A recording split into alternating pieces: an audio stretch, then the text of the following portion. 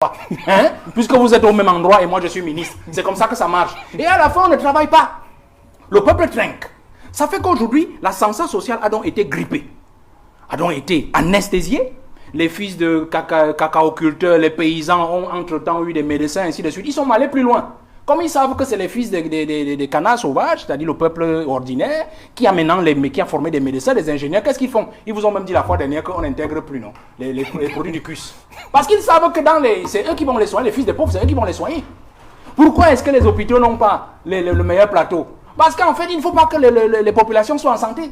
C'est comme ça que ça marche. D'ailleurs, une anecdote dit que Mobutu, notre chef de l'État, dit, mais grand frère, comment on fait pour se maintenir longtemps? On pourrait dire, il faut affamer ton peuple. On a coupé les salaires de tous les fonctionnaires au moins 3 fois, entre 1990 et 2000.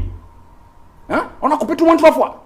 Ça fait que, finalement, quand vous dites un mec comme nos amis d'en face, là, mon ami Menge, oui, il dit le 26 septembre 2020, allons gréver, mais le gars, il dit, ouais, mon ami, je ne vais pas gréver comment? Puisque mon argent ne suffit même pas pour 15 jours de travail dans le monde. Alors, qu'est-ce que je fais? Les 15 jours, je dois les compléter en allant au travail pour tendre la main à un usager. Vous comprenez? Pour tordre le cou à un usager. Donc, du coup, quand M. Menge vous dit allons gréver, tu dis non, mon frère, c'est un manque à gagner pour mes enfants parce que c'est l'argent de la corruption qui me permet de ramener le pain à la maison. Oui. C'est comme ça que Biya a fait son système. Ça fait que, du coup, les plus médiocres surveillent les méritants.